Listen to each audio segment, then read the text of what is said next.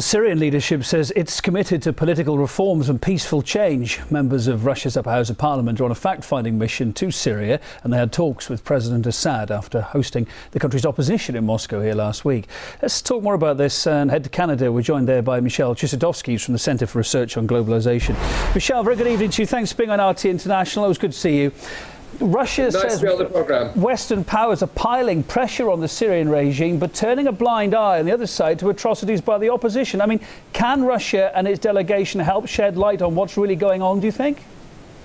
Well, first of all, we must clarify what is the opposition. There's an opposition within Syrian civil society which operates within the confines of the law and which has also dialogue with the government. And then there's an insurgency which is funded and supported by outside forces. And this insurgency is largely integrated by Islamists. It's a jihadist movement, Salafists, as well as Muslim Brotherhood.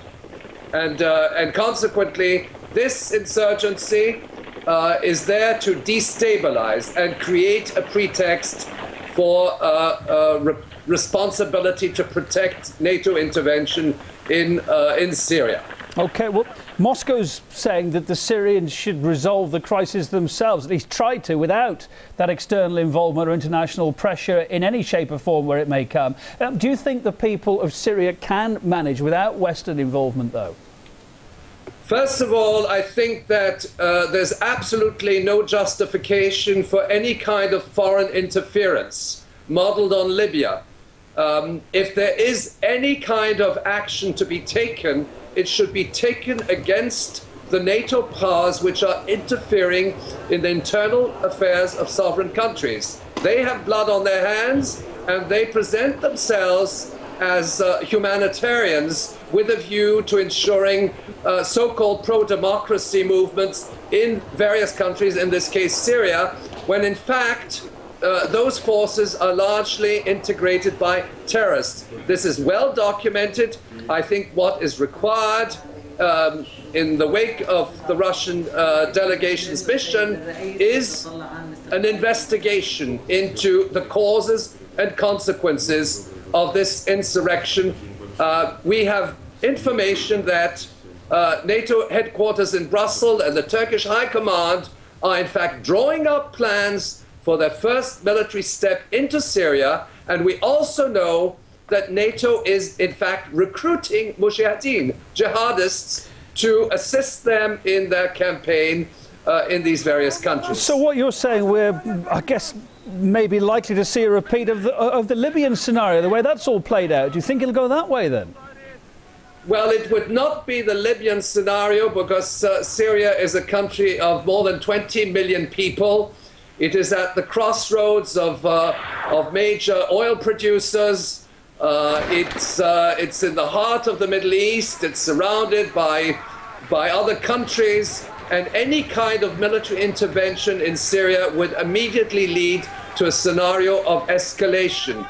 And this is something which hopefully will be addressed by the Russian delegation in its discussions with the Syrian authorities. What is on the Pentagon's drawing board from the 90s is a military campaign directed against Syria, which inevitably would also trigger a much broader conflict with the involvement of Israel, Lebanon, and possibly even Iran, because in effect, from the strategic point of view, the road to Tehran goes through Damascus. So we're in a very dangerous crossroads.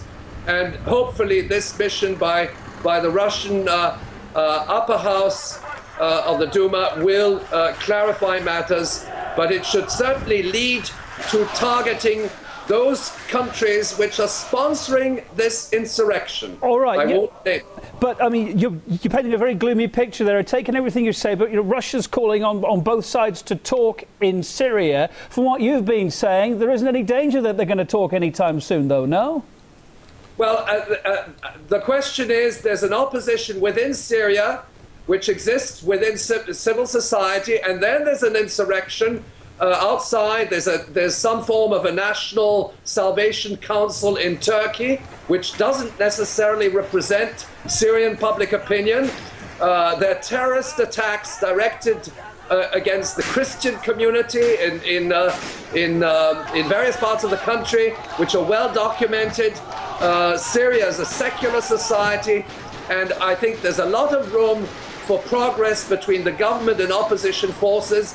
But this is not what foreign powers have in mind. What they want is to destabilize Turkey by funding and supporting an armed insurrection, which does not represent a very large sector of Syrian public opinion. In fact, a very small minority. OK, Michel Chossudovsky from the Centre for Research on Globalisation. Thanks for joining us on the line tonight from Montreal. It's really good to get your view on developing news events. Thank you.